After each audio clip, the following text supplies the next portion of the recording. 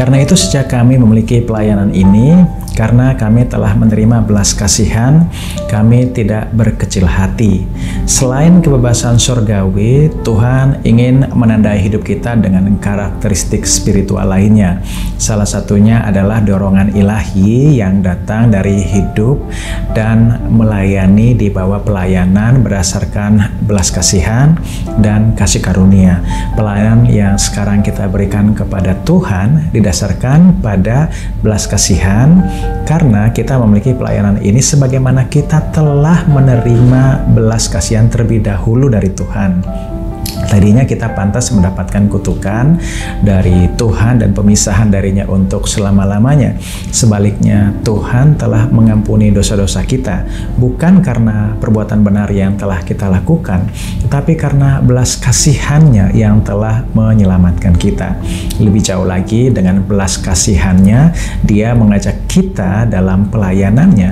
Nah, kalau kita lihat di sini dalam 1 Timotius 1 ayat 12-13, aku bersyukur kepada Dia yang menguatkan aku, yaitu Kristus Yesus Tuhan kita, karena Ia menganggap aku setia. What? Setia? Kadang loh, sebagian kita mungkin sudah mau mundur, udah gak kuat, baik dalam menghadapi masalah pelayanan, masalah pribadi, masalah keluarga, kebiasaan buruk, dan merasa udah gagal, udah gak setia, udah gak bisa diharapkan. Tetapi lihat, ayatnya berkata apa tadi? Tetapi Tuhan menganggap aku setia. Bukan cuma itu, dan mempercayakan pelayanan ini kepadaku.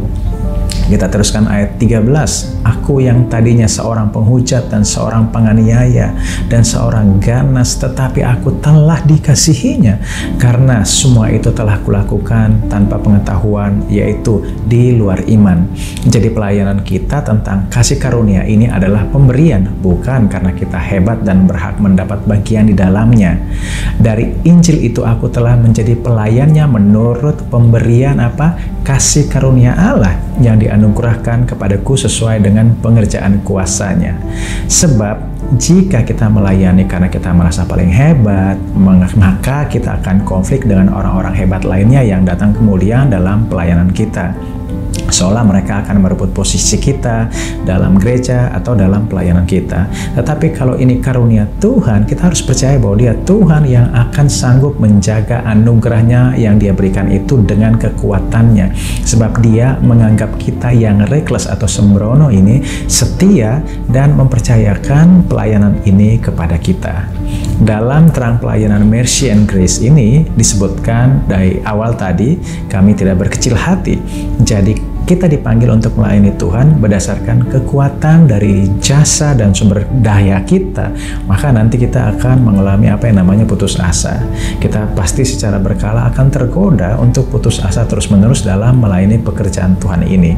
Kesaksian Paulus misalnya dalam pelayanan mirip dengan banyak pelayanan kita di abad-abad terakhir, abad modern ini. Contohnya ketika Paulus datang ke Makedonia, dia bilang apa? Tubuh daging mereka itu tidak ada istirahatnya. Mereka bermasalah di setiap sisi. Di luar ada konflik, di dalam diri mereka ada ketakutan. Coba kita baca ayatnya saja. Bahkan ketika kami tiba di Makedonia, kami tidak beroleh ketenangan bagi tubuh kami.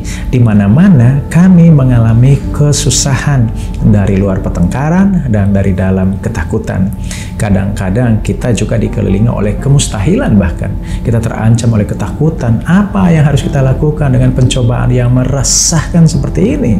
Ibrani 12 ayat 3 berkata, ingatlah selalu akan Dia yang tekun menanggung bantahan yang sehebat itu terhadap dirinya dari pihak-pihak orang berdosa, supaya jangan kamu menjadi lemah dan putus asa. Jadi ingatlah selalu akan Yesus.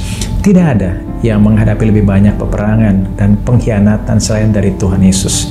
Namun tidak ada juga yang melayani lebih setia selain daripada Dia yang kita kasih itu. Dalam pertempuran demi pertempuran, Bapa membawa Yesus melalui kemenangan, dan kita dapat mengandalkan Tuhan untuk mengasihani kita. Dia akan mencurahkan kasih karunia-Nya atas kita dan membawa kita melalui kemenangan demi kemenangan juga. Ingat bahwa pelayanan kita kepada Tuhan tadi apa? Didasarkan pada belas kasihan dan kasih karunia, bukan penghakiman.